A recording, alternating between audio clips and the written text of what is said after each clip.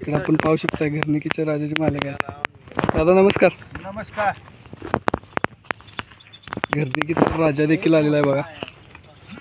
त्यानं हिंद केसरी पुसेगावचं मैदान गाजवलेलं असा घरणिकीचा राजा.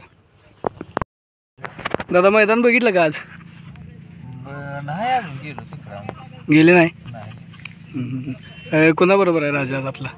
अजून ते पहिरवाला अजून आमचा आलेला नाही. आला नाही ते करतो नियोजन तेच आलेला नाही का? बर बर. आपल्या राजाला 1 कोटीची मागणी आलेली असं व्हिडिओ मी यूट्यूबवरती बघितलं. तर काय सांगताय याबद्दल? ती बातमी खरी होती का? खरी आहे ना? नक्कीच बघा मित्रांनो, 1 कोटीची मागणी आलेली आपल्या राजाला. हिंद केसरी पुसेगावचा राजा इथं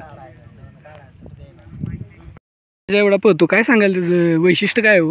आता काय सांगू वैशिष्ट्य त्याला काय त्याचं म्हणजे कसं आहे, त्याच्या मनानंच पळाला तर नाही तर मारून नेहमी पळतो दिला जाणार नाही. रिहर्सल वगैरे देता का त्याला? नाही देत. पोहणी पण नाही? पोहणी नाही, डायरेक्ट मैदानात आणता? डायरेक्ट मैदान. मैदानाचं नियोजन कोण बघतं? तुम्ही बघता का? नाही, बाबू बघतो. बाबू त्याच्या गाडी बी त्याचं नाव असते. हां हां. पहिलवान बाबू शेठ माने आपण नाव ऐकत असतो मित्रांनो मैदानात. मला पण काय माहित नाही. काय मला माहितच नाही.